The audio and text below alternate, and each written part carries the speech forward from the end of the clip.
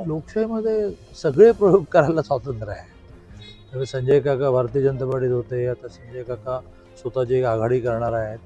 त्यांच्या आघाडीमध्ये म्हणे अपक्ष खासदार जे एकमेकांच्या विरोधात लढले, म्हणे पतंगरावांचे चिरंजीव ज्यांना जिल्ह्यात कुठेच स्वतःचा बेस स्वतःचा मतदारसंघ सोडला तर नाही आहे. तेव्हा असे जे सहकारी शोधतायत, शोधत हिंडतायत, अशांना बरोबर घेऊन ते करणार असतील तर त्यांनी करावी.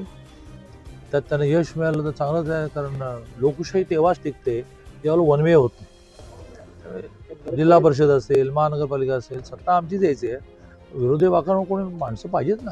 त्या आघाडीचा काय फरक पडेल का आपल्या नाही, आघाडीचा आमची सत्ता येणं की नाही येण्याच्यावर नाही फरक पडत, ती येणारच आहे. रांगेने नगरपालिका, महानगरपालिका, जिल्हा परिषद, पण त्यांचे काही येणारच ना. असं कधी लोकशाहीत होत नसतं. जरी महाराष्ट्राच्या 2024च्या विधानसभेमध्ये 237 आल्या तरी 50 आलेत ना समोरचे. 39 आले असते तर मजा आली नसते ना.